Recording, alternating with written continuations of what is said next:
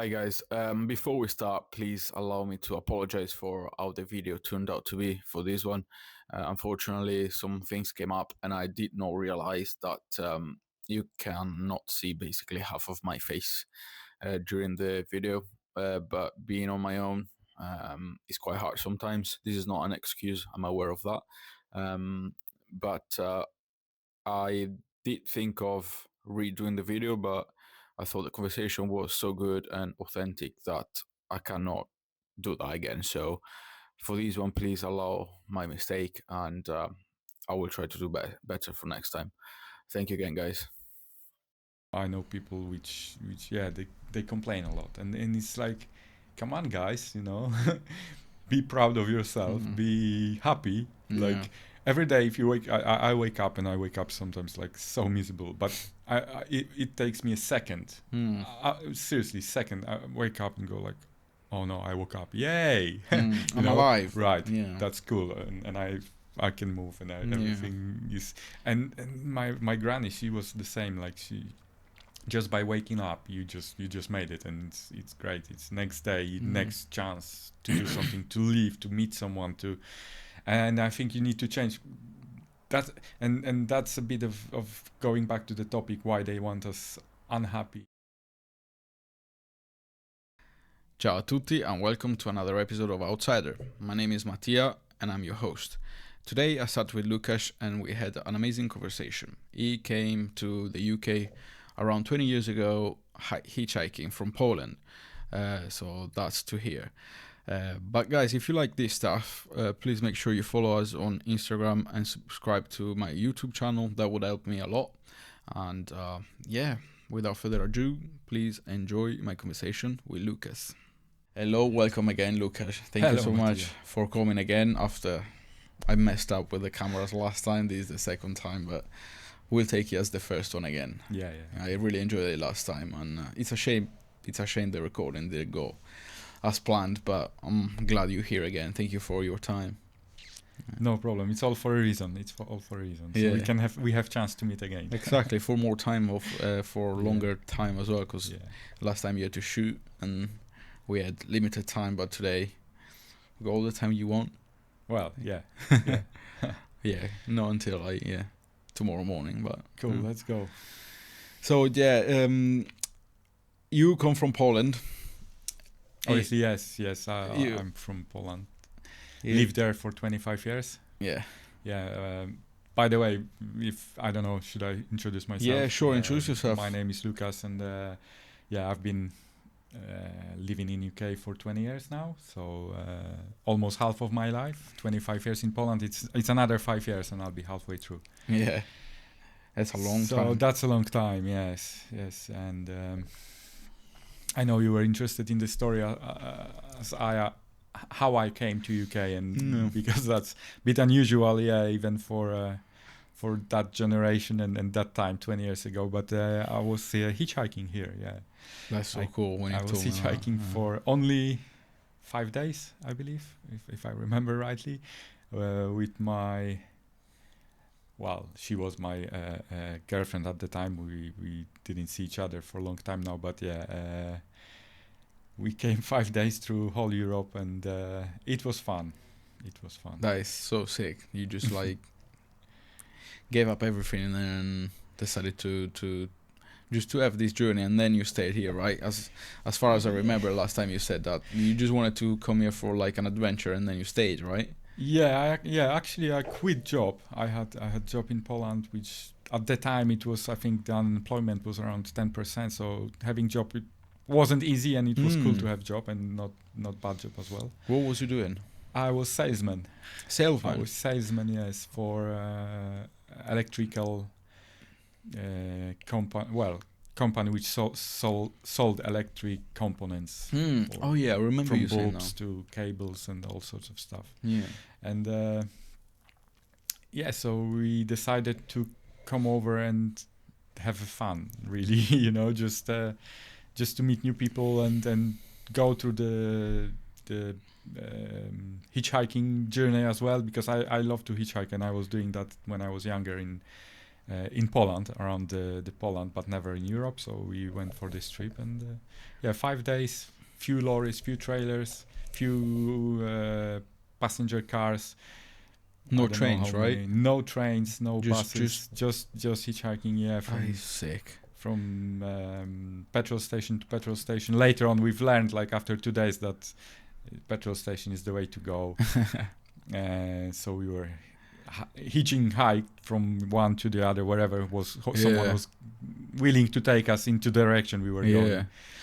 Do you mind if we start from your childhood? Oh yeah. Because obviously, like I said, I haven't got anything from last recording, unfortunately. That's fine. I think you got such an amazing story and such an amazing childhood, you know. Hey, I think this is the story of, like, I would say at least 70%. Maybe not 70%, but majority of people living in the villages and not in the big cities. In Poland, in Italy, probably from that era, 81. You know, I was born 81, so it's just village boy living in the wild and doing some silly stuff, like stealing tractors and I remember you saying that now. Yes. Yeah, and we had army ground just opposite, so we were spending some time over there playing, obviously soldiers as well, but we were collecting ammo, like not empty shells, but full loaded. Oh, nice. Not live ammunition, but blind rounds. But as well, on occasion, you had the live. You still have some of them with you, or did you leave everything in Poland?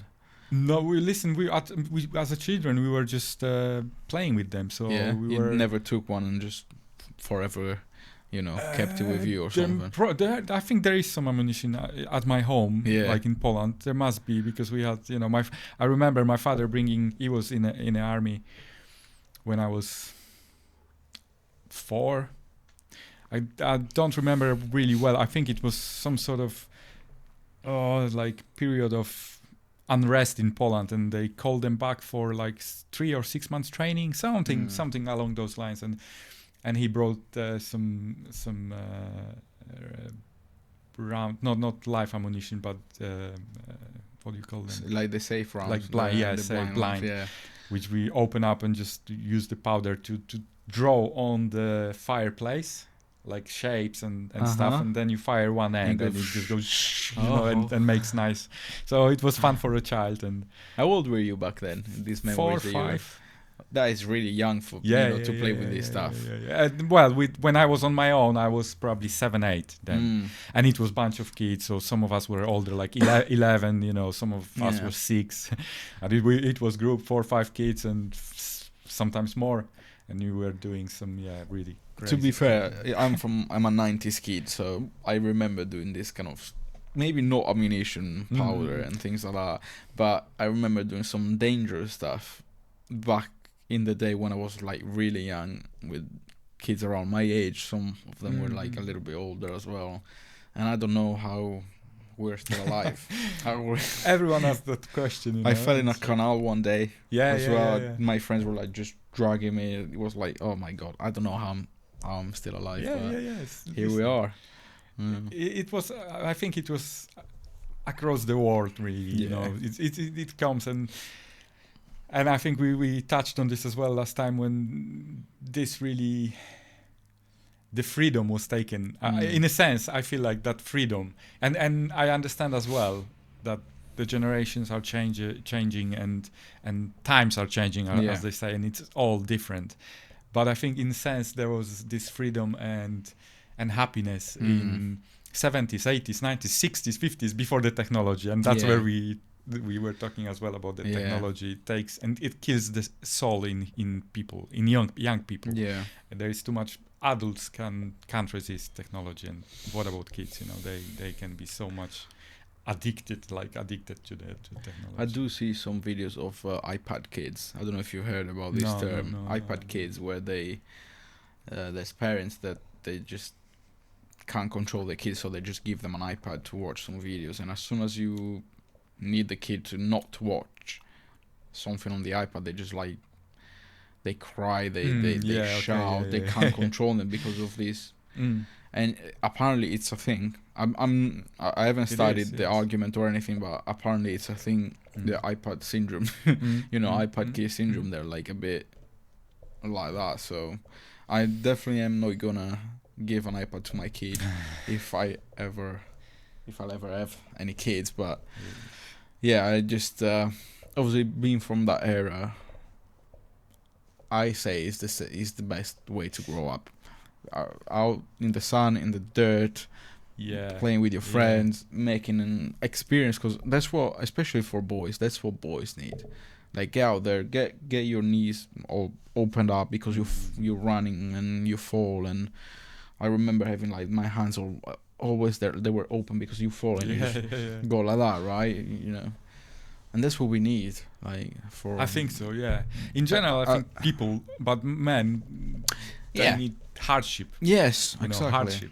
For like, even for like the antibodies as well, like for everything. For the minimal thing, the antibodies, like, because I haven't been ill for ages. Well, touch wood now, but honestly, I don't remember being ill for like ages. I haven't had a fever for ages. Hopefully, I'd like to think that that's thanks to my childhood as well. Yeah. Probably build some resistance to everything, of course. Hopefully. Sorry, I didn't mean to interrupt you. No, you were talking about your childhood. No, and then it's I just nice. had memories. You said you're 90s. I'm from 93, yeah. 93, so 12 years further down the line. And different environment. I think Western countries which were not affected by communism, so it's in such a shape and severity like Poland. And it, Poland didn't have that bad like Ukraine, let's say, and all that part of Soviet Union. Okay. Because Soviet Union was Soviet Union, it was strictly governed by Soviet government. Where in Poland we had a committee, which governed. It was communistic committee and of people, but it was government, Russian government, but. We were further away, when you centralize it so far away, then there is more possibility of bribing in any way, any direction. So not even like everything was towards Russian, but you could bribe someone, let's say, to be on the other side for a while, or at least allowed for something to do. And I think we had slightly lighter form of communism in ZSRR at the time. If you would have to compare back in the day, that way of living with communism, or obviously you just explain how, and Western civilization, more like Italy, France, UK, what was the difference between Poland and another country? Listen, it's hard for me to say what was the difference because I didn't grow up in that country, but I think there exactly less hardship in your. I think people feel more.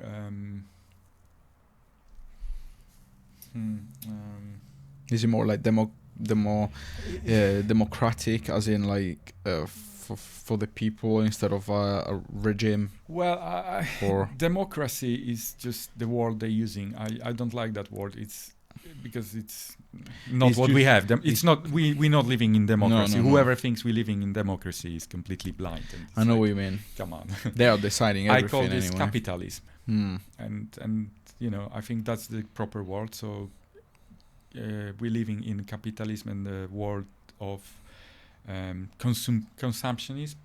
Consumism. Yeah. People want to buy, and I think let's say hardship in life builds character. And I don't know I said that maybe last time as well, but there is a saying that strong people create good times. Good times create weak people. Weak people create bad times, hard times, and then hard times create strong people. We're in the period of and good times now. We're in the period of good times, and we're generating weak people. I see what you mean. And I think there is a cycle, and it will change again. And we, there is more, you can look around and it's not great, and you know people are working 12 hours a day just to survive from first to the last of month, because they have family which they cannot sustain. It's not like it used to be in hard times, in like pre-war, where one person, even after post-war in America, where one person could easily work, and whole family, 3 children and mother could stay at home, and you know they were fed, they had house and car, not car maybe, but you know they were happy with what they had, and it was enough. They didn't need the car. Because they were able to buy a house with property to plant their own shit and have some animal for whatever. That as well. That's why I'm in my 30s now, and there's a thing called the 30s blues, that we grew up with people from the 60s, 50s, 40s, like my grandfather is from the 30s. He bought his house, a car, a company, just by being a shepherd. He used to be a sheep shepherd. The most humble job you can ever have. Not rewarding at all, but obviously it can be rewarding as a self, you know, for yourself, but not as monetary. I wish I could do that, mate.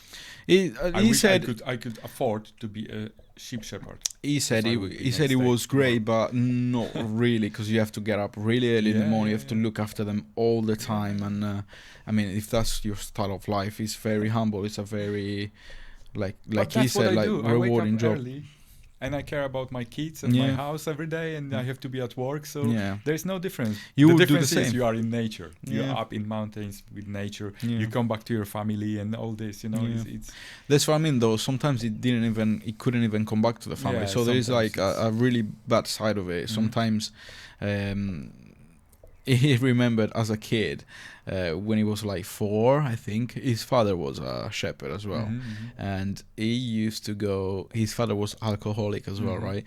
So he used to take his kid, my grandfather, at 4 years old, walk like 7 kilometers, is like around like 5 miles, to the place where the sheep were, to the farm. It's not a farm, but let's call it a farm.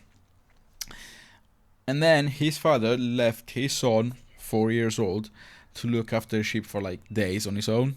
Sometimes he had to, like, when he said these things to me, I was crying, because he said sometimes I had to milk the sheep and they didn't stay still because I was 4. I couldn't hold them, and I really struggled to get the milk to eat, or sometimes I had a piece of bread like that, and I have to eat like a piece today, a piece tomorrow. I was hungry and it was cold sometimes, and that was in the 40s, like late 30s.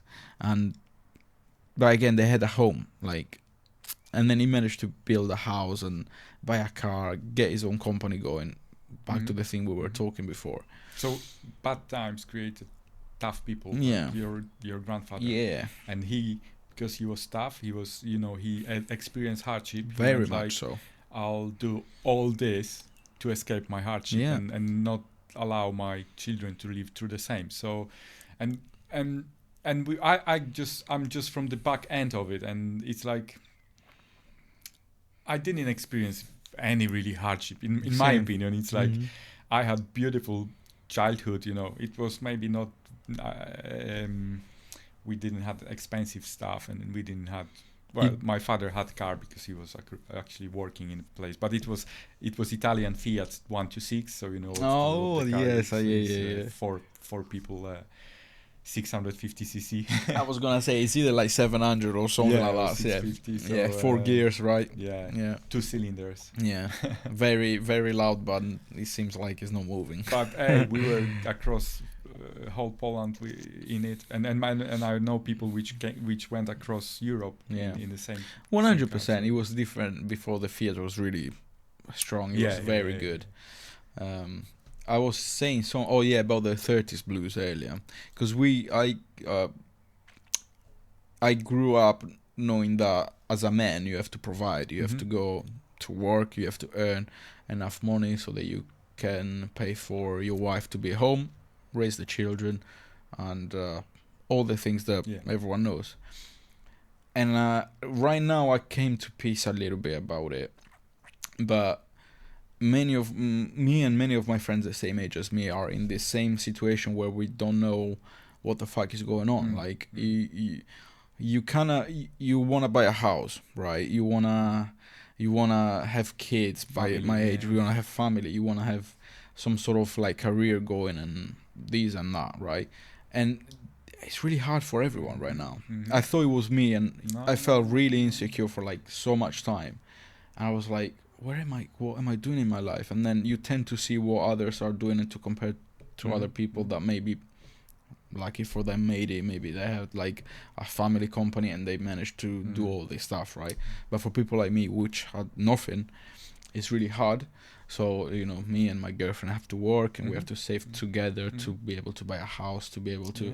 But when I was like maybe 15, 16, when you're thinking about these things, I always thought that by this age I would have had at least one or two kids and like a family started and like a house. Do you know what I mean? But this comes back to what you were saying before, that right now you can't just provide on your own as a man, or even as a woman. I'm not saying the man has to provide. Now we're in 2025, all these things that I don't really necessarily agree. I do love my manhood and that kind of like role. I would like to take it, but it's not possible unless you got lucky and you're like really smart and you got like a cool degree with a very nice job. But listen, I don't know. It's hard. Yeah, it is. That's what I mean. And the system doesn't. It doesn't look. It gets better, and it's like something needs to give at some point. And I don't know what usually, and it's bad to think, but it's either war or it's massive economical crisis, and it's like one of those two needs to come to break. What do you think is? What do you think is going to happen? I don't want to know, and I don't want to guess. I don't know. I would put. Yeah, I don't know. I'm not even want to guess. There has been a huge crisis in 2008, 2010 here. 2015, I think, as well. Yeah, a little was bit it? Of that, and then But everyone says now predicts that really that there is one coming even worse than 2008. But again, what's true, what's not? What's the reality? You never know. I don't know who to listen to, what to think of it. I never listen to news. I know it's bad, but at the end of the day, even there, they can say whatever they want. And how am I supposed to find out if what they're saying is true? Yeah, you can go to the source, but is the source saying the right thing? Do you know what I mean? Yeah, like I always think about this, and people might laugh or not, but I tend not to believe. I don't even watch TV. Yeah, same. I don't watch TV. I don't listen to radio. I don't read news. I don't read anything. And it's funny because everyone at work, they just like, even today there was something, can't remember what, but they were shocked. Like, didn't you know about it? Like, don't you read news? No. I'm the same. And, it's like it makes you free. It makes you free. That's why I think you before I think you started maybe recording. We had chat about having anxiety and being nervous in your life and being because going back to that, we are bombarded by tons of negative information. Pointless. Completely pointless for you. Do you think that is massive propaganda to make people more nervous? But it's all connected. Okay, so coming to that point, let's say this is true. This is just a talk we're having. We're not saying that is true or anything for people listening. Oh, it's only my personal opinion. Just personal view, right? Yes. Let's say this is true, that it's all propaganda to make people feel anxious, sad, whatever, destroy their life. What is the point? Wouldn't you as a leader or as a lord of the world, right? Why wouldn't you want people happy? I don't have an answer for that. Because it's easier to control people which are sad. Okay, I understand that, but at what cost? At what point? What do you gain for that? Because at the end of the line, it's not gonna end well. In my opinion, if people are happy and they work and they have everything they want, if it's money you need, which brings you power, you will have even more money because people will pay more taxes, and stuff like that. But if people are sad and does it make sense what I'm trying to say? But this is like we would have to go into the the alleyways in discussions about stuff like basics, like the monetary system, the money as we know it is rubbish.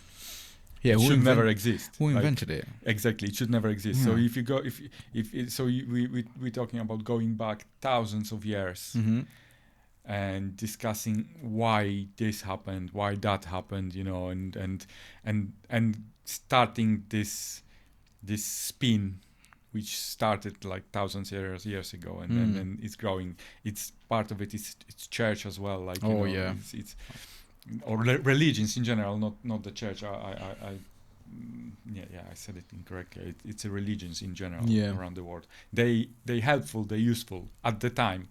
Now not anymore, not really, but they were, I think, taking part in setting up all the that cartwheel which is spinning now, and it's like it's been so far that they can't stop it basically. So if you can't stop it, what you do? So at least let's make it control it. But let's try to control it.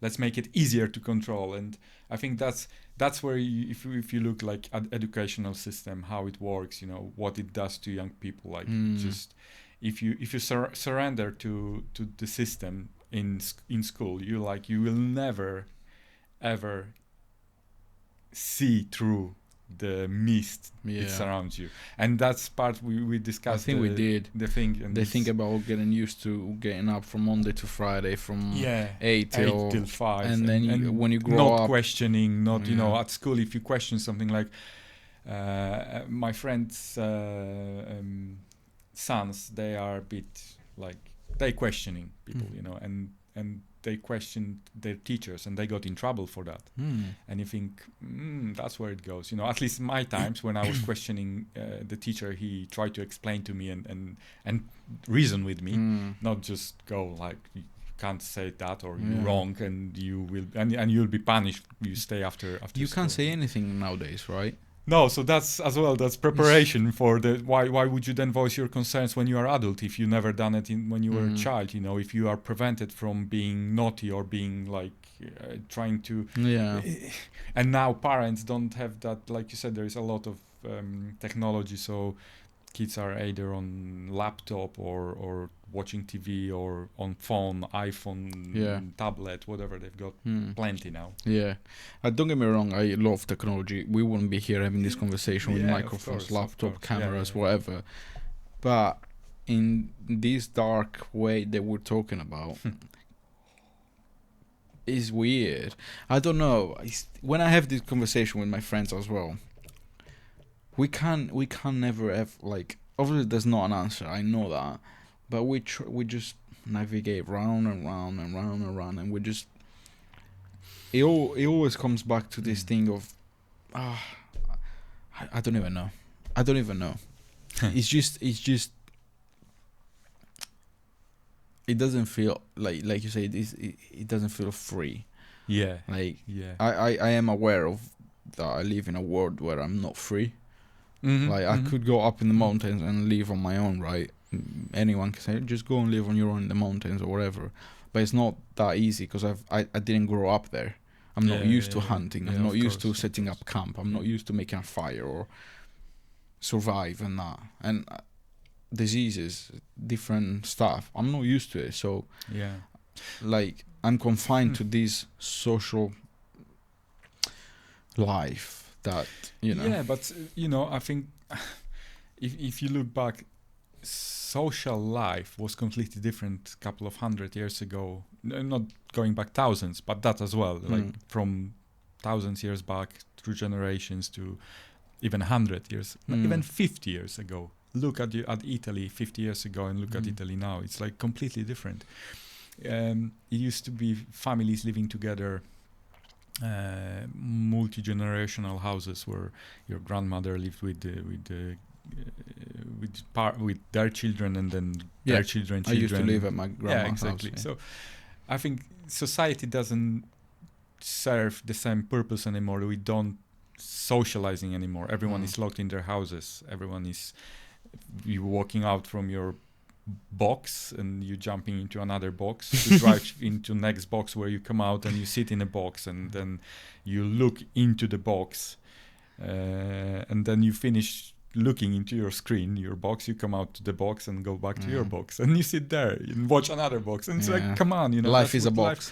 and you box yourself in this. No, it's and even it's hard.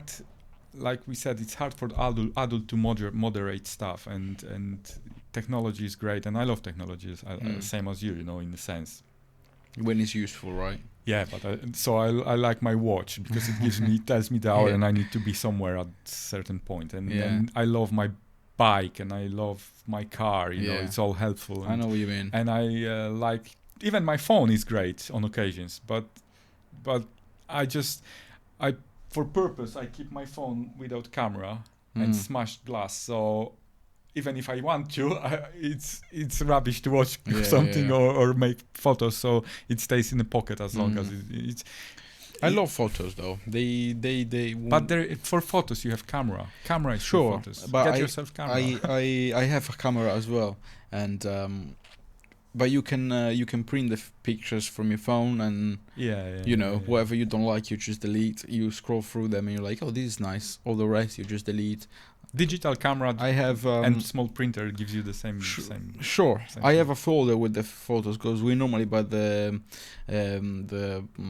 disposable camera, so we don't even know how the pictures came until we go, like old times, and it's great. You have to take that moment and be like, no, smile now, ready, 1, 2, 3, and then sometimes we even get confused. Let's see the picture, and then we look at the camera like, fuck, we can't see it now. We have to wait, and it's great, And when they come, when you go and get them developed, and you open that envelope, you're like, okay, let's look. It's a great feeling, man. It is. More people should do that, especially on holiday or when you go on an adventure or anything. Yeah. But talking about more happy stuff, to get out of this social life, you like to hike a lot, don't you? Well, not a lot. You like to hike, you said last time, right? we do. I think in general in Poland there is culture of hiking, but in UK as well. I was surprised a lot of people hiking. We do occasional hikes, but we do a lot of different activities, and it's like sometimes it's hard to squeeze, so we go for short, like hour to 2 hours walk just around. But I do hiking in Poland. Short. In Poland when I go for holiday, let's say, I go for whole day. I know. So I leave. I don't know, not whole day, 10 o'clock in the morning, and I do like 25 kilometers loop and come back home. So that's a hike. It's really good. We've been and do it barefoot as well, let's say. Barefoot? Oh my God, really? Yeah. Well, nothing at all. Nothing at all. Last time I went to WRC Poland, last year in June. June.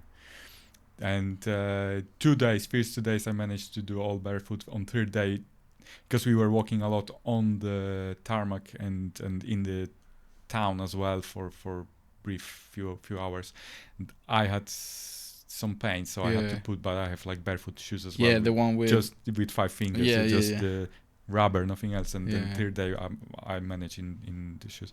So I love walking barefoot. That's great. But people don't like that. I love it. People look at me like I'm crazy when they see me on the street. I don't walk barefoot. Walking to restaurant barefoot, let's say. I don't do that just because you don't know what's in the street. But I don't want to cut my foot and get a disease. But at home I'm always barefoot. And in my town in Sardinia, we have a tradition where they run barefoot for to get the saint from the church. I think I heard about it or seen it on TV. Yes. Maybe possibly I don't know somewhere. if it's on TV, but they take the saint and they run like 7 kilometers, and the last few kilometers is like gravel. The white road. And then the day after they take it from that church back to my town, and it's a big thing in my town, and they're all barefoot, and just men. It's a tradition that only the men run, and they're all barefoot, and everyone is really excited when these things come on. But we went off topic a lot. We were talking about your childhood, and when off topic, which is great. I love it. I love talking, but I just want to stay on topic so that we can get to you coming here to the UK and why you came here. So you were talking about your childhood. You were playing with your friends, and all this Some stuff. dangerous stuff, but like you said, it was everywhere. And then, to be honest, boring childhood. School. A lot of my childhood spent with my granny, which was a hardcore woman. She lived through Siberia and like going through. When she was 7, I think they were. I don't know the word, but sort of Russian soldiers came overnight and took them to the train and sent them all to Siberia, basically, and they've spent there a couple of years, and she was hardcore, and that's where I sort of always barefoot, like almost naked all day outside. Yeah, like you said, you want something to eat, you take carrot from the ground, just munch. That's it. Yeah, you said boring childhood, maybe to you, but for me these things are fascinating. you gotta think that I come from a different world, right? So for me, listening to this stuff and picturing your nan in Siberia getting taken from Russian soldiers back in the day, and picturing you as a kid running outside, to me that's why I'm doing this. Right. Yeah. Because I like hearing this stuff. It's not. So maybe that's where the difference between Poland in that time, in early 80s/90s, and Italy was a bit different, and you can see the differences. Maybe in Italy it didn't happen anymore because there was less. I wouldn't say poverty, but a lot less technology. We didn't have. I think they did have TV, but there was nothing in TV really. I think the program was running, though in 80s I think it was already whole day program, but we didn't watch that anyway. It's like she was doing her garden. She had garden where she planted fruit and veg and everything. So you had to do all day long. She had animals as well. So chickens, she had stuff to rabbits. Do. Yeah. What about food? Because I remember my grandparents, and I'm talking about 90s, like late 90s as well. I remember them doing like pasta and pizza for like the winter.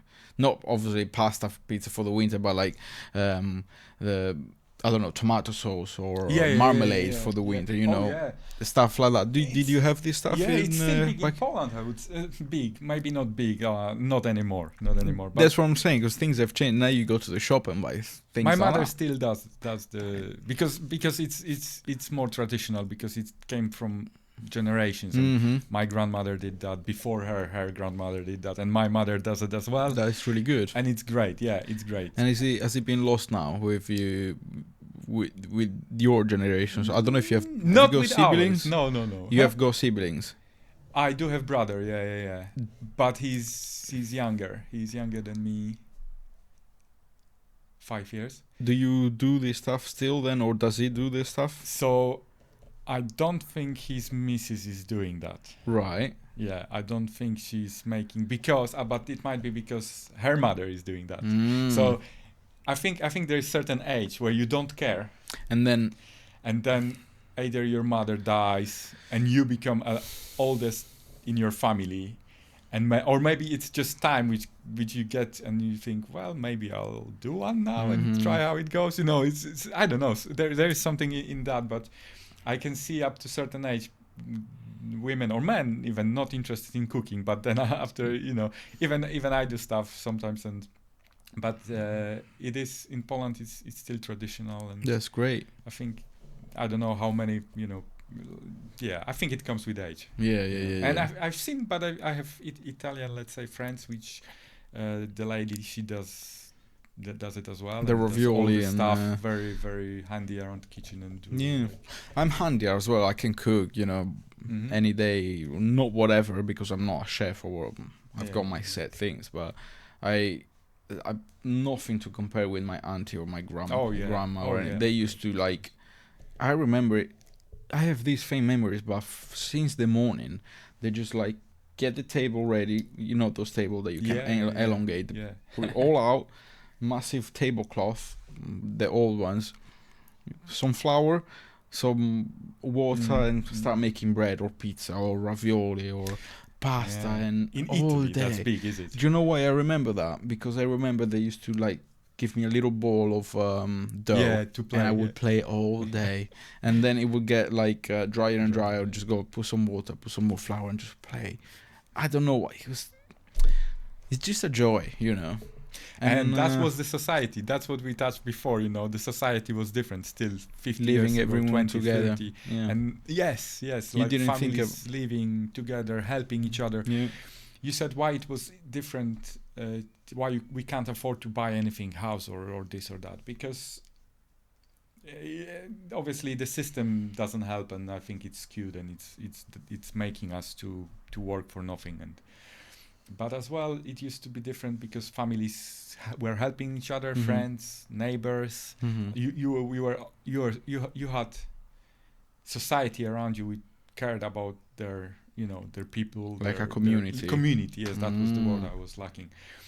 So I remember when, let's say, someone in Poland built house, in 90s, let's say, because 80s, late 80s, I still remember well, but it's better to say 90s. So yeah, you were around 10, right? I was 10 in 91, let's say. So I remember in my family when someone built the house, everyone, like family, even from sometimes 100 kilometers away, 200 kilometers away, they came. because they were coming to help because they knew, let's say, someone knew how to make roofs, and the other guy knew how to put tiles on the wall, and they were coming, not everyone at once, but usually they met as well all together on the weekend, and within a year someone could build a house with very little budget. Money needed for it, and it's like but anything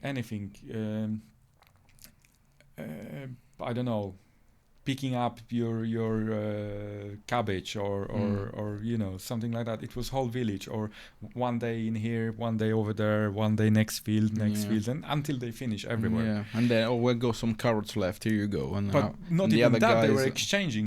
Yeah, I grew carrots this year, and you grew potato, and you grew cabbage, and everyone was trading. It was going around trading. Some people had animals, but didn't have fields to grow something. So it was all, of course money helped, but that was the community. Society was the community. Now society is society. So we all just socializing. In a sense, we go for fun. Yeah. Or like... But what kind of society is it, though? It's not the same as a community, though. No. In my opinion. Because even look, all those things we do, like we both do jiu-jitsu, and it's nice. It's all fun. And people there are nice. Very nice, yeah. But there is no community. There is more. There is socializing. Yeah, that's socializing. Yeah. Very rarely you find someone being really commute to each other. Yeah. I don't know. Is that the good term? In the sense that they come and speak after the training. After the training, you're right. Because they like each other and they have the same interests, or they help each other. That's even worse. It's like, oh, let's help someone. I know they would, but it's a bit different. It's like if you need to ask, you need to force, and probably those guys would help as well if you need it to be. But it's as well, it's the distance that everyone is so busy with work, with the stuff which they need to do after, like jiu-jitsu, like I don't know, climbing or running, gym. I agree, but I agree with the idea, but I have to disagree with the people in there, because I find for this podcast as well, as soon as I said, I'm gonna try this, I've got this idea, especially even professor, everyone, they're like, I didn't have to ask anything, they just like, professor asked people, and the other guy said, I want to come, and blah blah blah. I didn't have to ask anything. I've got I'm not gonna name who, but I went with dinner with one of the guys as well, and their partner, and we organized like a pint out as well, like a beer on a Sunday. So I don't know, for you maybe you had a different experience, but I had I had maybe like, it's not a community, but it feels more of a different relationship than just training.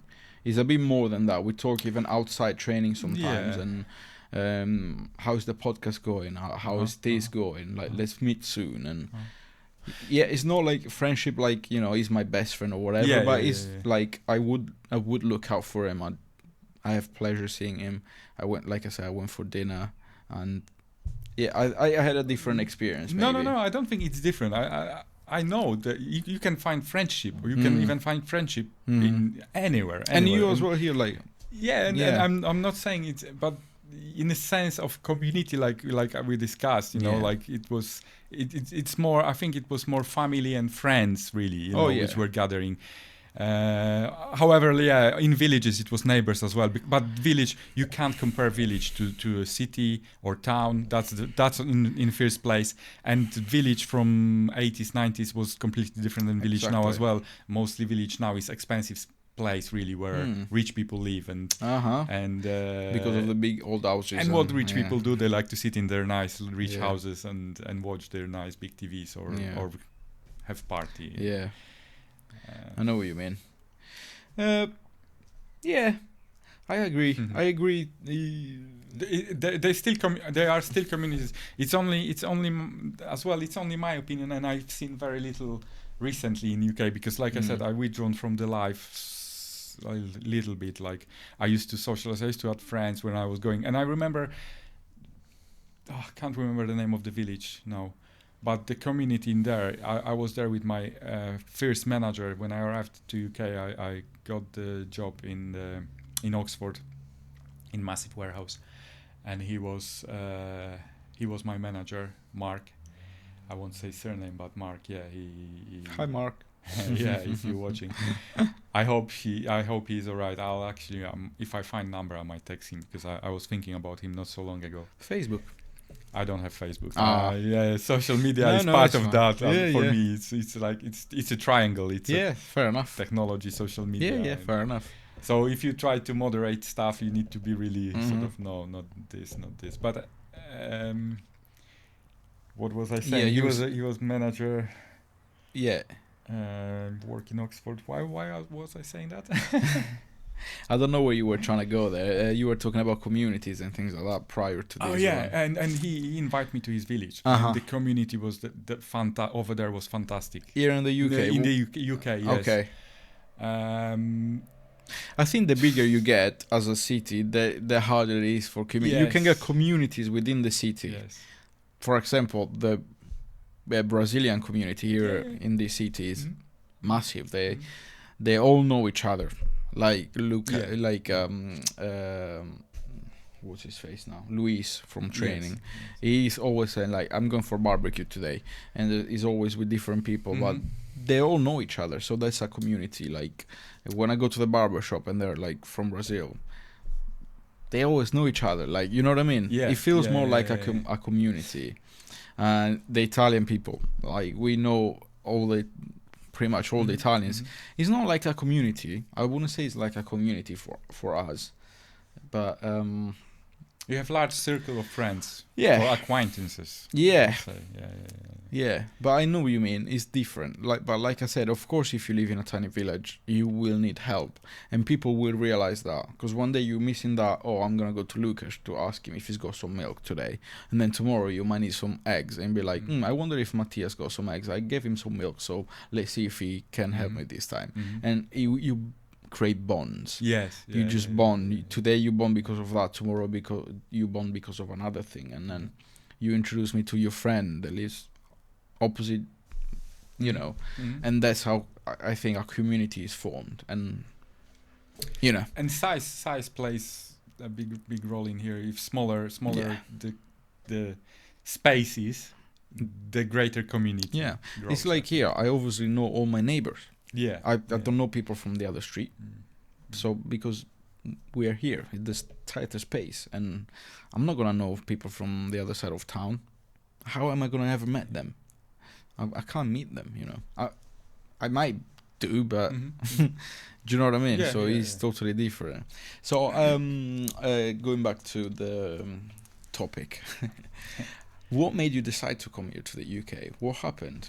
Fun, really. Like I said, I had a bit of a, I don't know. I never had a clear direction, you know, in my life. Like I never woke up one day and go like, I want to be doctor, or I want to be. Well, I wanted to be a mechanic, car mechanic. That was not my dream, but if I would have to pick and say like who you wanted to be when you were a child, not child, but like teenager, I would like to be mechanic. You are still good with motors, though. I do stuff like to the cars and bikes, and but let's say it differently. If I had place and tools, I would probably take any job. Yeah. Because you can learn, always learn and find out. So it's not a big deal. But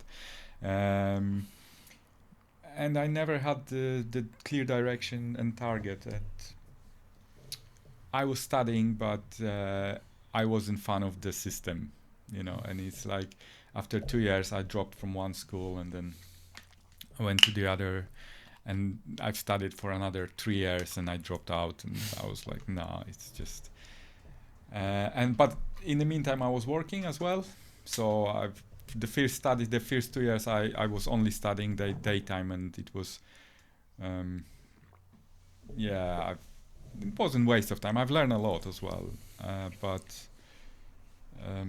and to be honest, I wish now I would finish because that would help me in my life. The studies. Massively. The studies. studies. What were you studying? I was studying engineering, industrial engineering, and very technology important. in agriculture. So very broad, but very technical, and a lot of that would be helpful. And just the paper, not the knowledge as much, but just the paper would help me a lot. Even now, I would be way above what I do now. But would I be more happy? I don't know. I don't think so. That's the question. That's exactly, because at the moment I do enjoy my life, and like I'm not rich. I don't have very well paid job or anything like it, but it's nice, good job. I got everything by my own workings. Yeah. Didn't got anything, and it's like I'm proud of what I achieved, and it's like it's nice to have job which you like and come back and be happy at home, and all those things are important. So having more money not necessarily brings that. That's always what I think, right? Yeah, it might help, but it would make you happy, like. But it might create another problem, and it's like you never know. I think, I'm sure we will discuss this, and it's probably not the time to go into discussions about life and the I love that.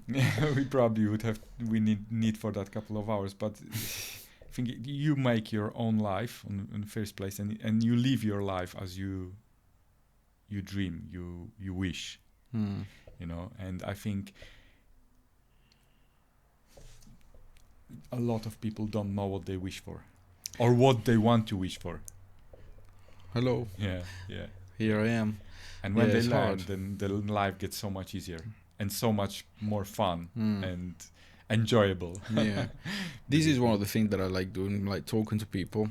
Every time I have this conversation, or even this morning when I went to the barber and I was talking to the guy, I was happy because we're just exchanging. Hopefully he will come to the podcast as well. He's a nice guy. And we were just talking. We were literally just talking about random, where he came from and what he does for like fun. And I left there with a smile because I was like, it's a good conversation, I didn't think about problems or anything, and yeah. And I think that's the key. Don't worry. Yeah. Don't worry about problems because it doesn't change anything. Yeah. It's really easy makes to it say. worse because you use your energy on worrying. Yeah. And I think I said that about hope. It's the same. Don't hope, because what's the hope is if not waste of energy. Hope doesn't give you anything. Act. It's just holding into a wire, like looking down. That's how I see hope. But yeah, I agree with you. If you need to try something, but might as well just try it. Otherwise, you left the regret. I hate regretting. I used to be a lot worse before, like thinking should I do it, and never done it, and then just this weight that you feel here. What if I would have tried? What if that sentence? What if that question is a killer? It's a killer. So I decided from time ago I'm gonna try, even with girls. Stupid thing, when you're a boy, you're afraid of like going and talking to girls. And I was the worst, but since then, there was something that happened that made me think about it. I don't want to go too much into it, but my mom, 10 years ago fell into a coma. She's now not with us anymore, but I thought, what if that happens to me tomorrow and I've done nothing? Since then, I want to say thanks to her, you know, I switched, and anything I want to do now, I either say or try, or at least I don't have the regret, and I'm really happy about that for myself, you know. I'm not really a proud person. I am, but not like, you know, not like that. But about that, I am really proud of myself for that. I think it's really good, and everyone should do it. You know, yeah. I think everyone should be proud of themselves, you know, because living in any age, if you go back a few hundred years ago, living that time, like, come on, you know, with all the violence, all the shit going on, and it's for even now in good times when everyone apparently is happy and everything is so rosy, and it's a hard time to live. And, you know, I think we should embrace everyone should embrace themselves. Like, yeah, I'm still living. Every time you wake up next day, go like, shit, I'm still living. I'm still like managing to survive in this shit world. And, like, without, you know, money and without savings and without house. You just said a sentence that is really curious. You said everyone is happy. Is it though, or is it just, you know, appearance? No, not appearance. It's just appearance. You know what I mean? Is it? Does it seem like? Because you see a lot of happy people on Instagram, and obviously you don't have social. But I don't know. I do see them. But are they really happy or not? Well, it's up to them. Yeah. Hopefully, everyone is, like, you know, but in the pursuit of happiness. But yeah. I see many people which are, I don't know. You can't say they're unhappy, but they complain. And that makes me think, like, why? You know, why you complain? It's like, they complain about weather, traffic, work. Seriously, like, you know, I know people which they complain a lot, and it's like, come on, guys, you know, be proud of yourself, be happy. Like, every day, if you I wake up, and I wake up sometimes like so miserable, but it takes me a second. Seriously, second. I wake up and go like, oh no, I woke up, yay. I'm alive. Right. That's cool. And I can move, and everything is, and my granny, she was the same. Like, she, just by waking up, you just made it, and it's great. It's next day, next chance to do something, to leave, to meet someone, and I think you need to change that. And that's a bit of going back to the topic, why they want us unhappy, and because you don't act, you don't argue, you are obliging the rules, and even stupid rules. And you know how many stupid rules, and everyone, it's funny because everyone is arguing about politics, way of life, and I don't know, diets and all this, but ultimately everyone is pissed off about something. That is so true. You can't get everyone happy, and it's like, come on, you know. That is just so be true. happy, and it will be so much easier, because then you are in different mindsets, and you are more friendly, more helpful. I know myself how I behave. I was, I don't want to swear, but I wasn't pleasant and nice, and I'm still not on occasions. I've never. But since I moved in my head to a different world, like trying to be positive, and I know it sounds like bollocks, you know. It sounds like, but it's not. I think it helped me massively to change my life. Like, in general, my life. Seriously, my life was so miserable for a long time. Yeah. Can I ask you something? Yeah.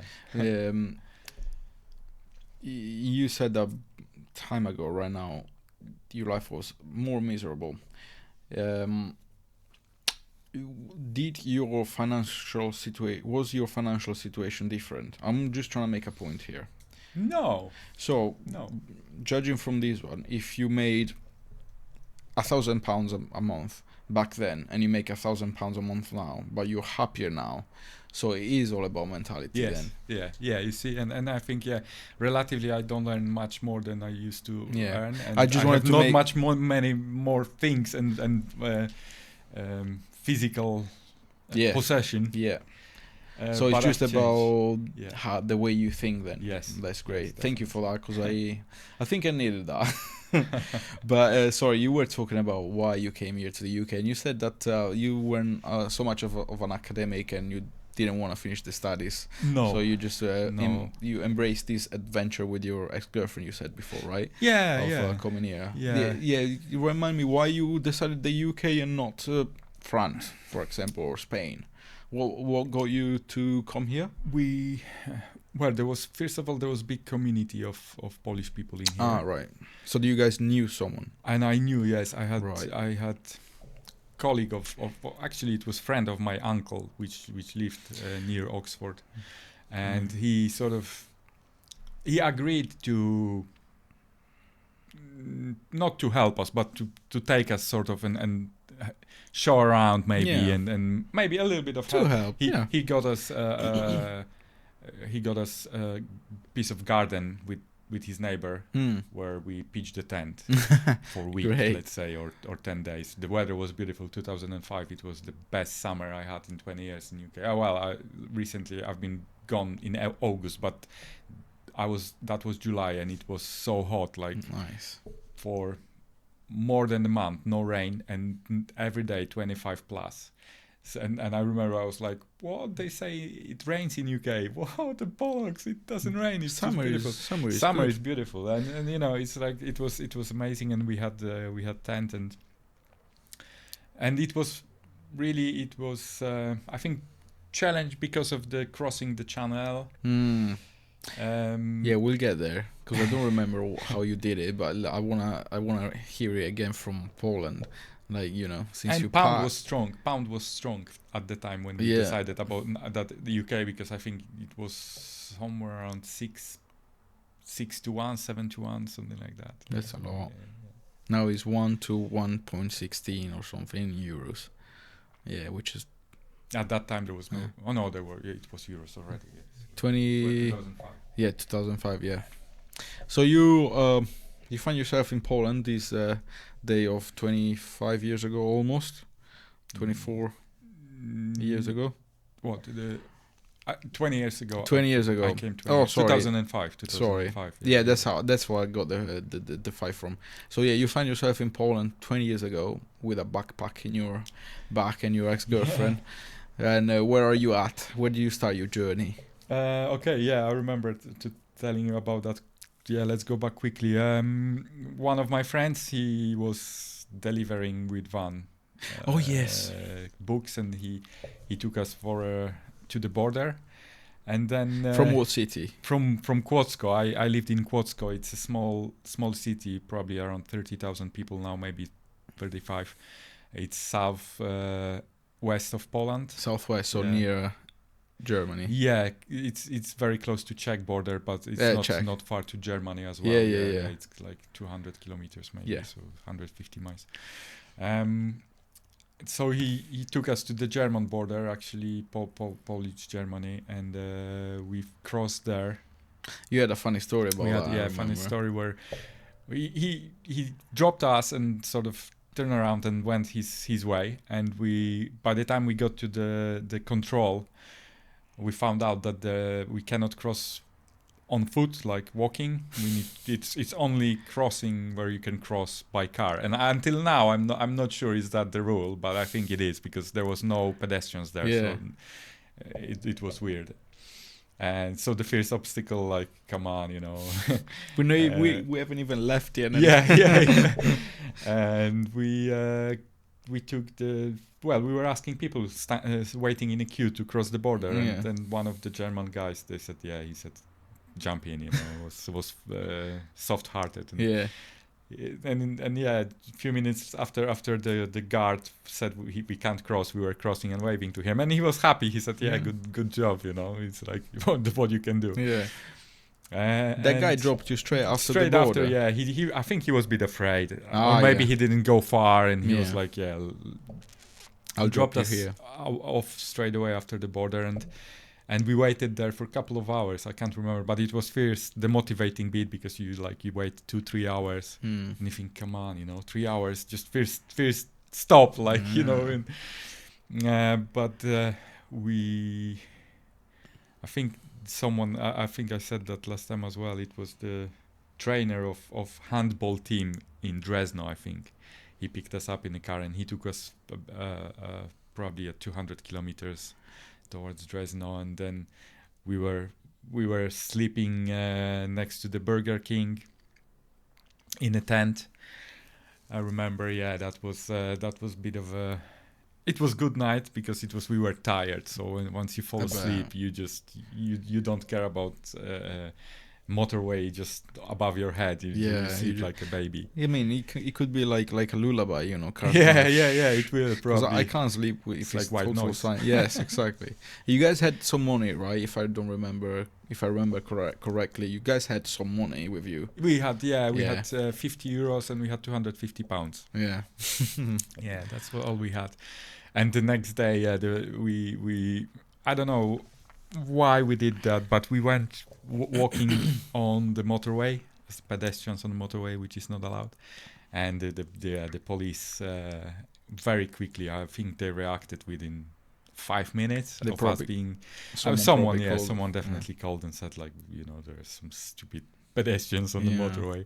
So yeah, within 5 minutes we had police, and they want to fine me 50 euros. So the whole euros we had for the journey, which they didn't on the end, they didn't manage to do, because I said, yeah, you can arrest me, I don't care. You know? Yeah, I remember you said, yeah, go on. Yeah, I put the hands into the car and I said, yeah, just cuff me and let's go to your place. And yeah, they asked both of us to walk down from steep bank on the side of the motorway and walk probably, I would say, must be around 2 kilometers through the fields to back to the junction and all this. So yeah, that was first interaction with police. Then we had I know we very quickly actually moved through Germany to, I think within 24 hours we got out from Germany and we ended up in Belgium. I think that's when second night it was in Belgium, and that was the next interaction with police, when the Belgian police, really nice. They came over twice actually. The first time they didn't manage to I woke up, but I didn't ask even who it was. It just sat quiet in the tent, and then half an hour later they came back and they were funny. They were knocking the stick on the bottle to sort of alert us, but not to wake us up, really. For people who don't know, because I remember that, but for people who don't know what happened there, where did you set tent? And oh, right, yeah, sorry. Yeah, I should say from the beginning. We pitched the tent on the petrol station. In Belgium? In Belgium, yes, on a bit of grass. Yeah. Just side of the car park. There was green belt of some greenery and grass, and we pitched the tent over there. So is it illegal then in Belgium too? Yeah, apparently they said it's illegal to pitch tent anywhere. I think it's illegal in UK as well. I think so, yeah. So many countries, and that's what the European Union as well brings. You know, that's part of the freedom which I think we've lost. And I know, and it comes with size, you know, because of how many people there is in the world now, and if everyone wants to go and do. But I don't think that's a good way to restrict everything, you know. Yeah, there should be another way to. An easier law would be if there's someone pitching a tent there, you can't pitch a tent there. You know. But you know, it's all about rubbish as well. Yeah. So taking the rubbish with you and be respectful of you know, I think that's another thing, the respect which people used to have was different for each other. Now it's different, and it comes with the mindset of how cheap human life is now. It always was, really. I don't even know, it wasn't not cheaper in like 600. It probably was, like, human lives were disregarded, like slavery for and example, torture. So, but you know, is it better now? You know, people are killed for fiver, for watch, for, you know. I heard stories. I've seen stories. And the thing is, it's illegal though. So like the government or whoever governs has put some laws in place so that if you do that, if you do kill me, you will be persecuted. Yeah.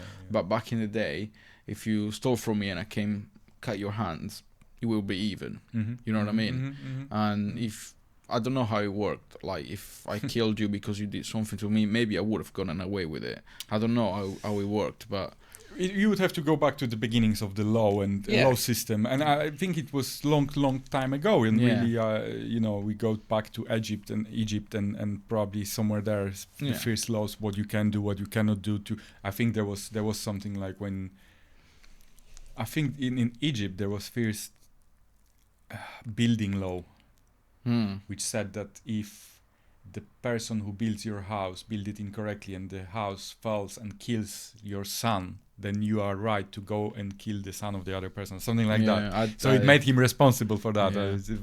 It's fun, but the law comes long time ago. So I think it was there, but it wasn't respected. Maybe like that now, and that's where we say now it's police is ruling or govern the world. When before it wasn't there, and it was more. Freedom goes both ways, and like everything, and I think that's the key. Balance is the key in your life, to find balance with everything. And but where we were, we were in Belgium, next to the petrol station. On the petrol station, when we had nice shower. Oh, what, in the petrol station? Yeah. Did they let you use the shower? Yeah, every motorway petrol station in Europe or 99.9% have showers for the lorry drivers. I had no idea. Yeah, in UK as well. So lorry drivers, they need to wash, they need to and so you can use them. You can walk in, pay, and so we had shower there, breakfast. Fold the tent down. Half an hour later, police came over to check on us, and they were happy, like waved at us, and they've seen the tent. Yeah, because they were trying to lose. You were talking about the bottle. Yeah, bottle waking us up and like going hello. Yeah, most like, gentle police ever. Like I in Poland, they would be like, come on, wake up. Or they would cut the tent open or something that. Yeah, not everyone, but you heard stories like that, and I've experienced some shit stories in Poland as well with police. So being like completely, just standing on the side of the road doing nothing, just munching on the sunflower seeds, it's like being in the hoodie, and that was enough for me to be in search. And I was working at the time. I was like already 27, I think.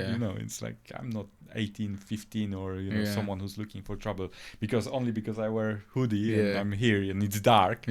Doesn't mean anything. It's a bit suspicious, but it is. But is it to search me to like pull out my phone and all documents and everything else? Just watch someone, and see what happens. So that was the times in Poland, and from that perspective, police in UK is so fantastic. I don't know about the rest. Like in Belgium, they were just great. Maybe I got the right ones at the time. You probably get assholes everywhere. Probably, but there's assholes everywhere anyway. But it was that was Belgium, visit in Belgium. Then quickly we moved to France. With France, there was a bit of a, and again, it's everything has to be as it is. Like if you live by that, like it happens for a reason. So the guy said he's going to Calais, so for the ferry, but he actually took the turn to Paris. Okay. I think he couldn't understand English or German. He was French, and when we were talking about Calais, he was like, but because the road was leading towards the Calais for probably 20-30 miles, and then it was Paris, and like I'm looking at the signs and it goes Paris, and I'm like, why are we going towards Paris? It shouldn't be that direction. So we had to stop on. We asked him to drop us on a petrol station. We picked the wrong one because there was no passage to the other side to go back towards. Oh yeah, I remember you saying that. So did you have to go to the other side? Because we were going literally north toward the Paris. Yeah. So it's like we had to catch another hitch another hike for to the next petrol station, which took us like 4 hours, I think. Jesus. Because no one wants to leave petrol station and stop on the another one. Yeah. No lorry driver wants to Yeah. do that. So it was like, and no one in ordinary car will take two people with backpacks, and we can't split. So we are in a shit situation straight away. And it takes hours to move from like few miles. And so eventually we did it. We had the passage over. We crossed to the other side, and then we found the Polish guy, which I can't remember now. I don't think we were sleeping in France at all. I think it was the same day. We got like 60 kilometers from Paris, and then with him in the evening, we went back to Holland, I think. Yeah, to Holland. Really? To Venlo, yeah. And then in Venlo, there is well-known parking. Yeah. Like everyone parks in Venlo. Like when you hitchhiking to Europe or you are lorry driver, then Venlo is well-known place to rest and stay. And there's many parkings with. I think I remember this part of the lorry driver that you asked and. He kept. Yeah, we stayed there overnight, and that was not the friendship, but we met the guy which allow us to sleep in his cab just over that night. We didn't ride with him, but we stayed in touch for many years until now. And even recently, I texted him, so it was like he didn't reply yet. So I don't know, but he might reply later. But I remember that as well. Yeah, we slept in his cab, and next day he arranged for us to travel to Calais actually with two Czech drivers. And and that was the funny story probably waiting for when we were looking for someone to cross. You met that guy. In that car park, it was funny. I think we mentioned that as well. When you see lorry drivers from all around the world, but actually getting together as well, and whoever can talk, they will, especially like Czech, Slovakian, Polish, because they can understand each other. But some of them speak English, German, so and that's the community. That's the community, and they help each other. And I've seen, the pictures of lorry drivers being completely drunk and going to fix someone's car, and all of them, like 5 of them, were going there to his car. They left the cab, and they were fixing his engine because it was faulty and stuff like that. And you think, wow, everyone till late hours, like 11, 12 o'clock at night in the spotlights, just trying to start up his engine, and so he can go back home or stuff like that. And it's a great community. It is. And they together, and I think, when they've asked somebody for favors and stuff like that, there's no problem. That's why it's easier when you have someone like him. He was like, don't worry, I'll get you someone who can get you to the Calais. And then in Calais we were looking on our own. We had no one there to ask, and I was walking around and asking just random drivers, whoever usually with Polish license plate, because I didn't know English at the time at all. So this one guy, he goes, no, I'm not going today, but there is this guy, go there. There is a group of guys, go there, and there is someone who's going to UK definitely today. And we were like, okay, let's go. So we got to that group between the cars, and there was maybe 5-6 of them, and they were drinking. I can't remember. I think they were drinking vodka. Maybe some of them had beers as well, but they were properly drinking. And we like, it's probably not them. They cannot go today to UK. And it's like, I still ask the question: is anyone going to England today? And this one guy, like, completely pissed. He was like, "Yep, I'm going." And I said, was he Polish? Yeah, he was Polish. And I'm like, you? And he goes, yeah, I'm going. When? And he goes like, in 3 hours. Oh my! And he was completely pissed then. Completely. And no. I can't remember his name. I think I would. Yeah, I would make it up, so I better not to. But he was, chubby, short man with mustache and like classic Polish lorry driver. Lovely bloke, mate. He was like, and like I said, I've never had any issues. I think with lorry drivers, always pleasure, you know.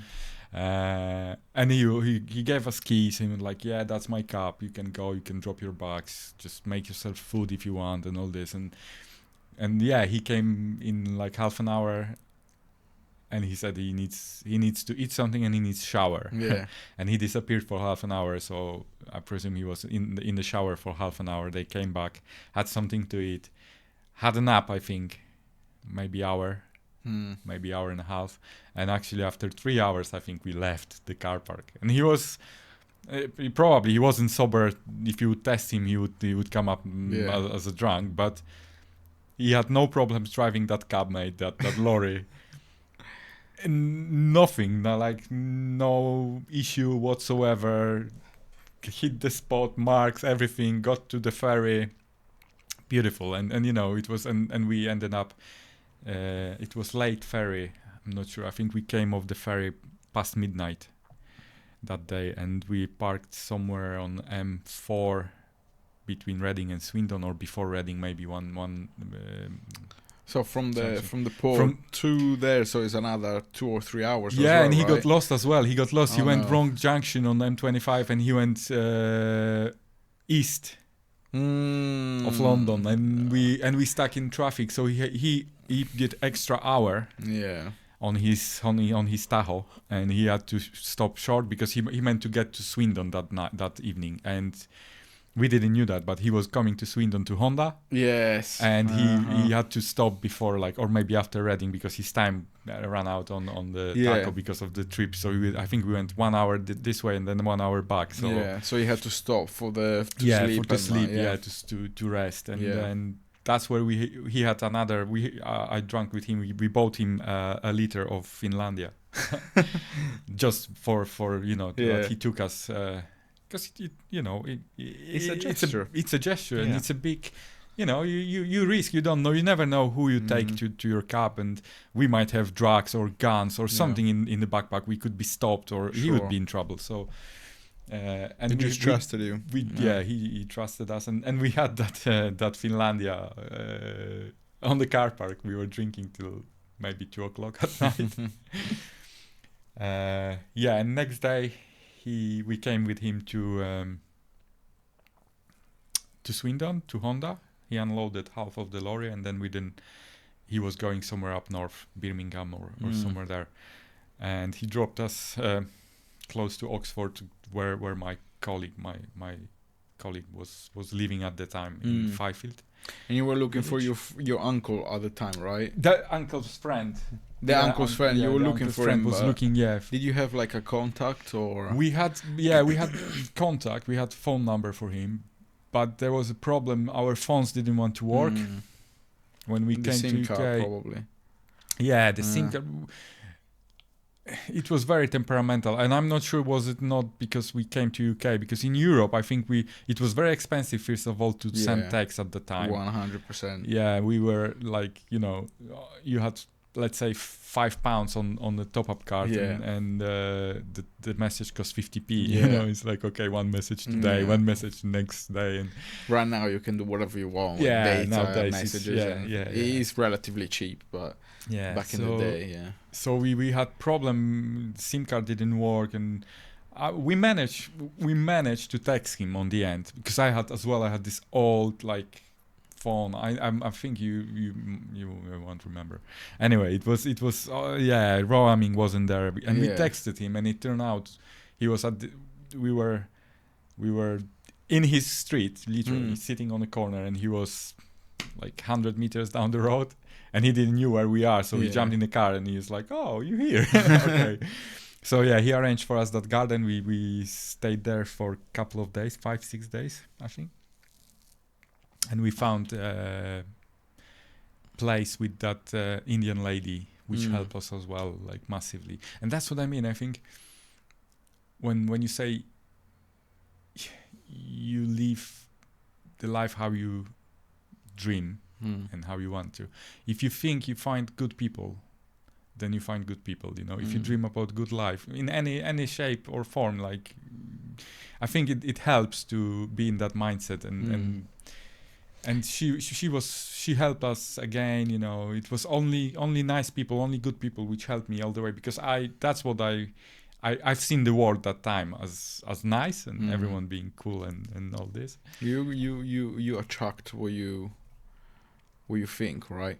Yeah, if you see yeah, negative, basically. you will attract negative. Yes, And, yes, and your negative mindset brings more negativity, and you know that's what I mean. Complaining about something and moaning about something won't change that for better, because you only create more negative energy around you, and it's like more complaints. More. I agree with you. And I think that I was unaware at the time. I was unaware of that, but just being a naturally positive. I had this nature where I always smiled, and that helped me to go through some tough time in here, because like I said, we had only 250 pounds when like after a few days we had 200, 150. We couldn't pay for the flat, but we arranged with that lady that, you know, I was handy. I was 25. I know jack shit about doing stuff, but you know, I've done some stuff with my father, like wallpapers, painting, building house, even, because we built house together. Same. I went through that as well. Yeah, so it's like I could do certain stuff around the house, and I was helping her. We didn't have to pay rent. That's really good. Yeah, and stuff like that. It's really good that she accepted that as well, because not everyone would, you know, they'd be like, no, fuck off. You can't straight stay away. Here. Yeah, exactly. So that's what I mean, positivity. Because I was positive towards her, you know, I was like, no, listen, we can find solution. I can help you in here, because house was poor condition. She just was widowed by her husband few months or maybe 2 years before, so it wasn't great. She had 2 kids, no family in here as well. It was tough time for her, Emma. I would love to visit her one day, maybe.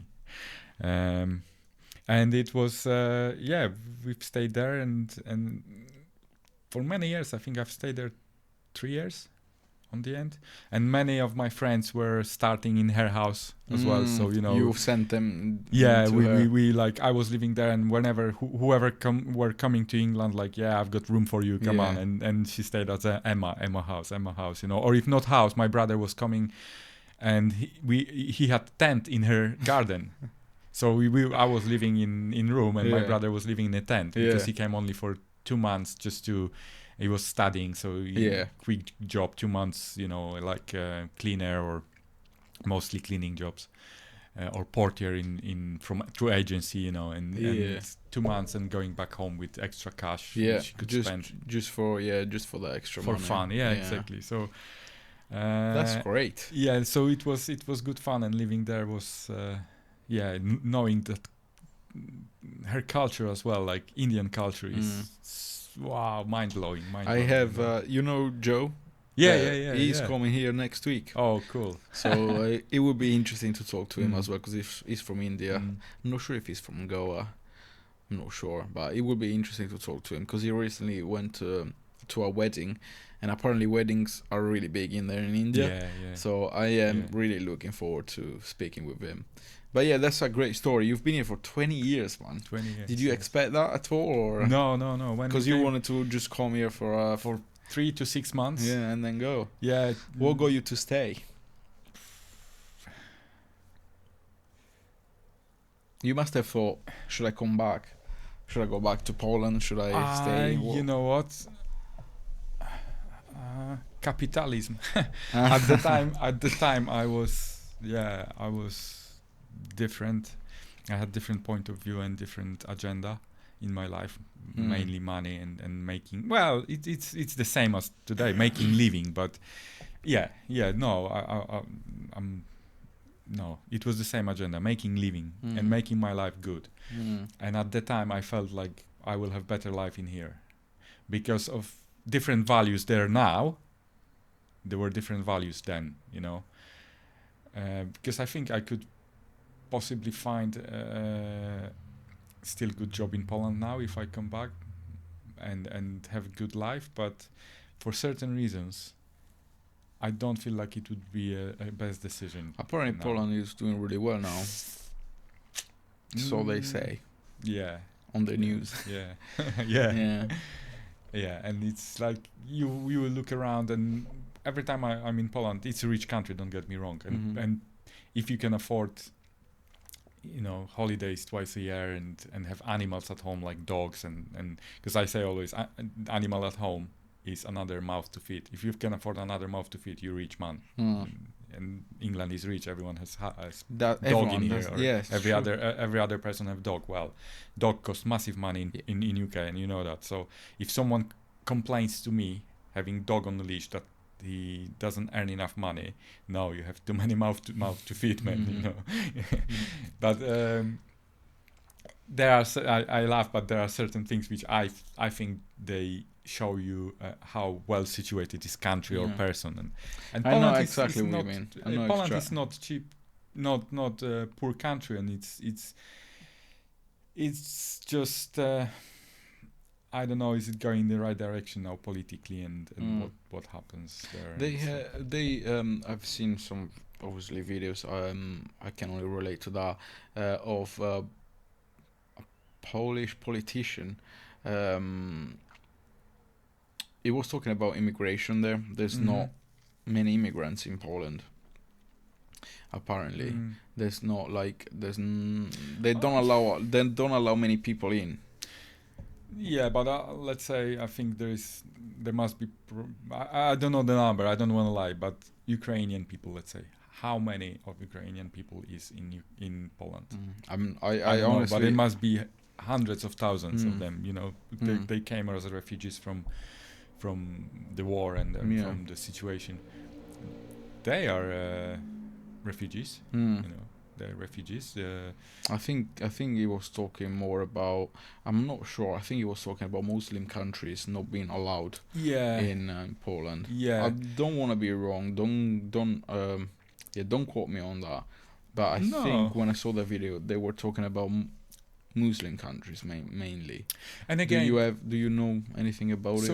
So historically, Muslim people are welcomed in Poland, and we have Muslim community probably. And again, I don't want to lie, but it must be 5, 6 centuries. Oh, okay. It's usually from I think it's Turkey maybe and Mongolia, that side of southeast mainly. Then it used to be. We used to fight a lot. Tajikistan, and that area. There was I can't remember. I don't know how to translate that ethnic group, but we were. In a sense, we were at war for a long time, but there were periods of peace, and there were periods when we were oppressors to them, but there is community coming from that part of Muslim world in Poland, and I think there were 2 mosques as well for a long time, like wooden old 200, 300, 400 years old buildings. So that diversity is in Poland for a long time, but it was different. I think different type. What everyone fears now is not only Muslim people, and it's not Muslim culture. Nothing. I don't think it's about being Muslim or being like Buddhist I said, or being. Don't quote me. No. I've seen this video ages ago, and I just trying to recall. Yeah. And something tells me it was that, but I could be totally wrong. So don't quote me on that. The fear is about something else. Polish people fear that whoever comes as an immigrant to UK, to Poland, will try to, instead of assimilate with Polish culture and Polish traditions and become Polish in a sense and embrace, you came to we didn't ask you to come in, you wanted to come in, so you came in, and so be a part of community and embrace the culture you live in and traditions. What they fear that they will try to change and introduce laws which will try to accommodate their needs, and I think that's what Poles do not like. Like I agree trying to make Poland more like their country instead of going the way, okay, we live somewhere else. Let's do the best living we can in this country with those people and assimilate with them and make friends. I agree with that. It's like, I agree with that. Why would you change the culture you're going to? Yeah. It's like we came to UK and I've tried to embrace their culture, and we go to to see, I don't know, same places and be in the same pubs and socialize with people as well, and under their roof basically. So if that would be respected, I think there is no problem with the Polish culture. Yeah, I see what you mean. Have you heard of Sharia law? What do you think about it? And there've been again, like, because I don't listen to many news, maybe I should, but because I've heard from many people saying that they are trying in some places to put Sharia law here in the UK in some places, and some people fear because there's a lot of Muslim people right now. They're almost outnumbering the Christians, and I'm not religious at all, and they fear that this Sharia law will actually be put in place sometimes in the future. You see, I have no problem with putting Sharia law in place. They can put Sharia law in place as long as it only affects Muslim people.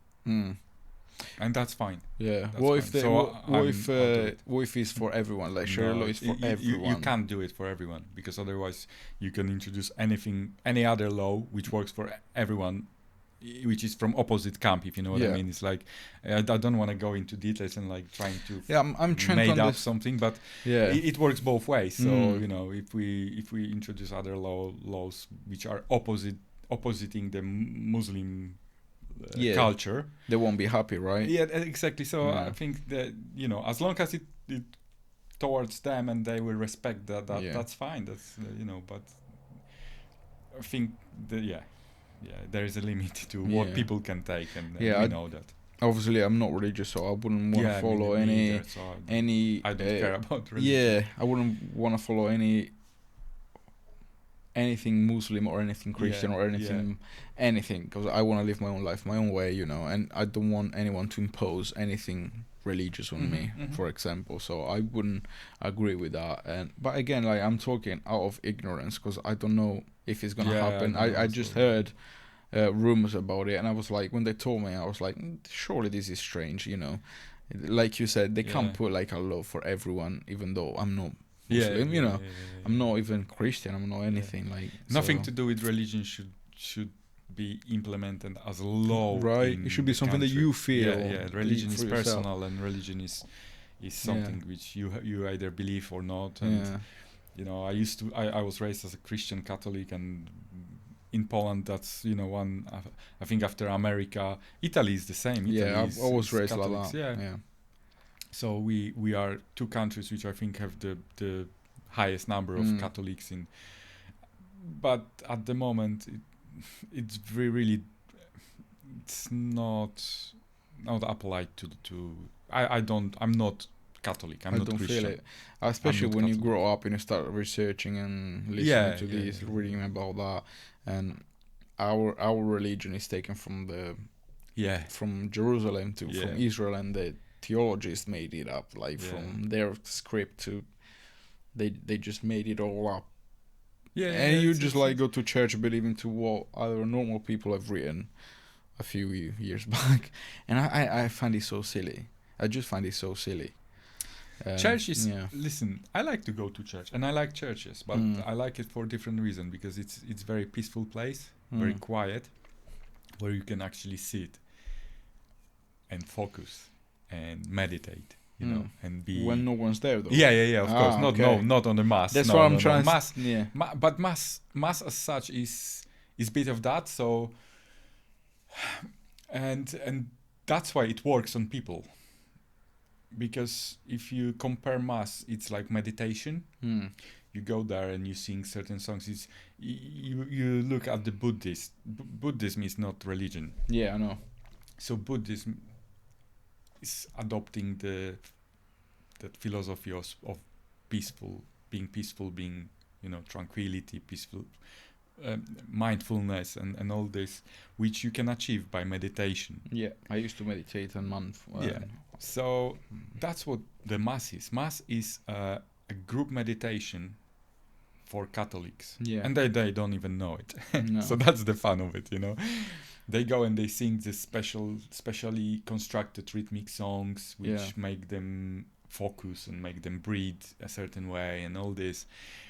You know, there is peace, there is quiet, there is one man talking in very specific manner which makes people calm and like just listen to him and focus, not being in their head like you know, somewhere and being with the problems, and it just, I think it helps people to consolidate themselves, you know, after long difficult week, and brings values as well. Then when you respect the values, the life is good. Be good to people mainly, you know. Yeah, I know what you mean. And then it was taken and work and change to suit church as well as an institution. Yeah. So religion different, church now is institution, really, not. Oh yeah, I never saw it the way you said. I never saw it that way. I've always thought about it as a way of controlling the population, because before everyone would go to church. Think about before that everyone would go to rituals at the tree, big oak tree, before, and then you would have ritual where the church was built later, because churches are built in the old in places of old cults.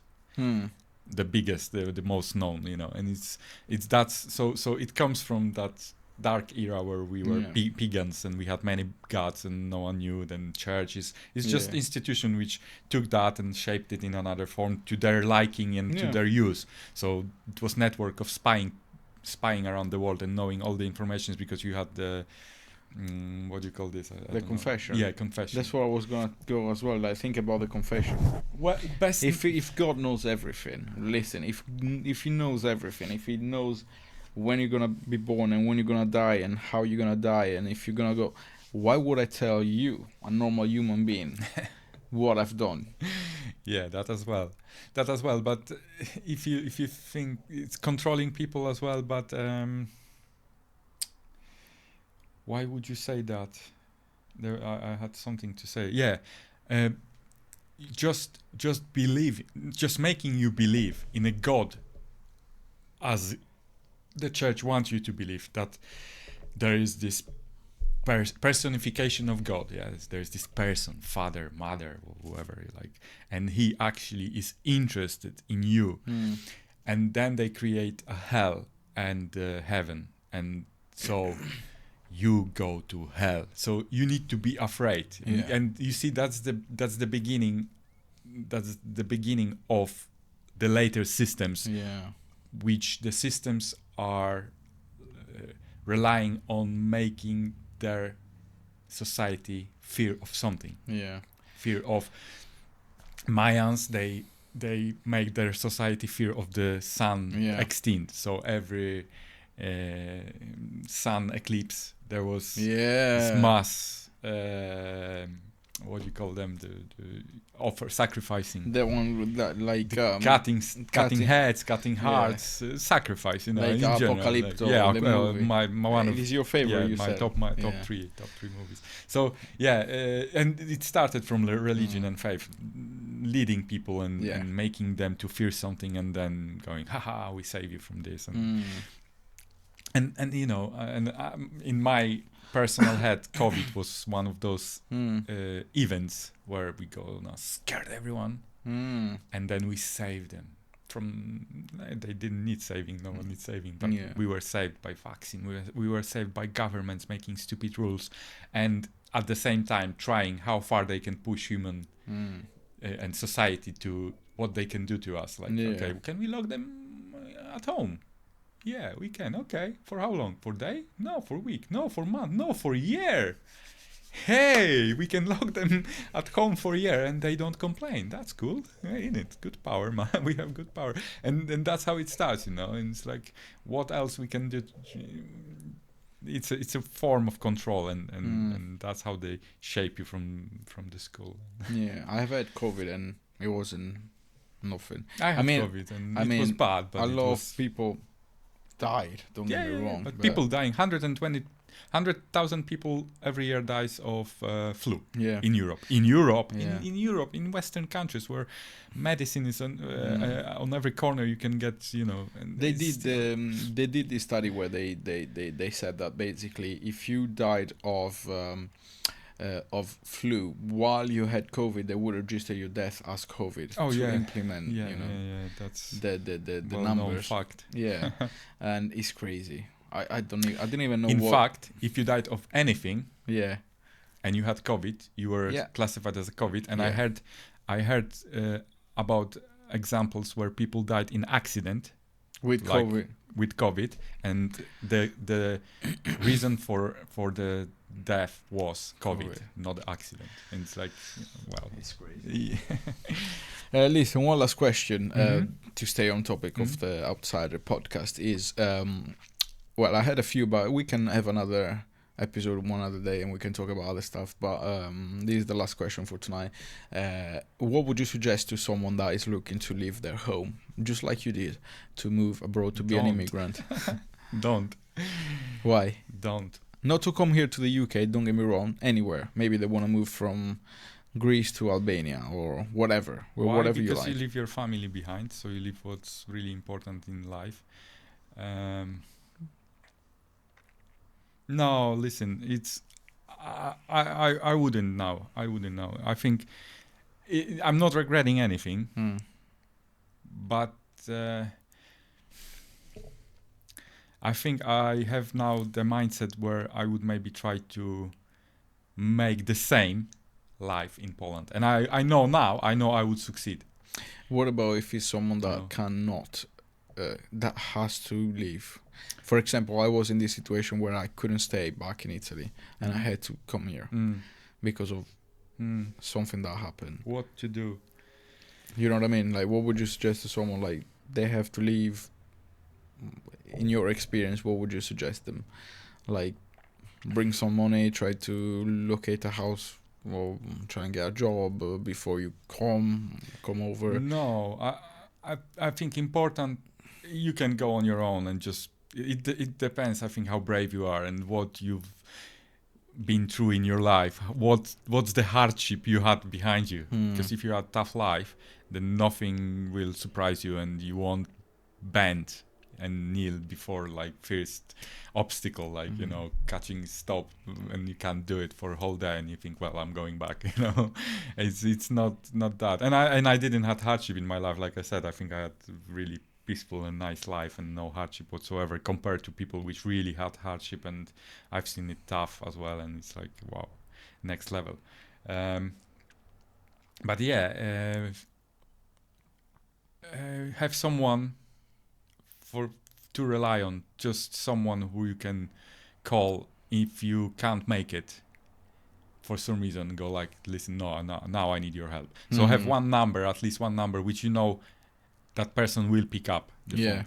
Because, you know, I had many numbers and then no one is picking up when you ring them. No point. Have one number, but be sure that it will pick up when you ring them. And that's, and when you have that as a bit of a backup, and they say backup is wrong because it doesn't make you try hard enough because you have a backup and someone who can help you. But it's not true, because shit happens and life is so brutal. Unpredictable. One day, exactly. You just anything. Someone will rob you and beat you, and you wake up naked on the street, and you fucked. Then you need help, you know, and then that number will help you to survive and to go somewhere maybe next day. So I have plan A and plan B basically. Yes, have someone, and like I had that number, and I hoped he will pick up when I ring him and text him, and that's what he did, and that was enough, because then. That first 5 days when you don't know anyone, and it's like someone needs to explain to you how it works in here and where is the bus station and how to buy ticket, even, you know, stuff like that, because you've never been here. Now it's different. You have internet. People know life. You know, 20 years ago, it's like there was no YouTube. You couldn't see how it works or check or phones were not there. Internet, so. At that time it was important, but definitely have friends, have someone who you can rely on for in difficult situation. That's great. That's really great. That's something I would like to have. No, not even like money, loads of money. No, friend. Someone to rely on. Yeah, that's a great advice. Hopefully, guys, if you are looking to move, just appreciate this advice. And next time, let's talk about UK 20 years ago, if you like. And next 20 years, that's fine, of course. And I think we can wrap it up here. It's been like almost 2 hours today, which is pleasure. I never feel it, like it's just such a pleasure to listen to you talk and thank you so much, Lucasz, for today, and hopefully I will see you next time. No problem, and of course, Thank you, guys. See you next time. Thank you.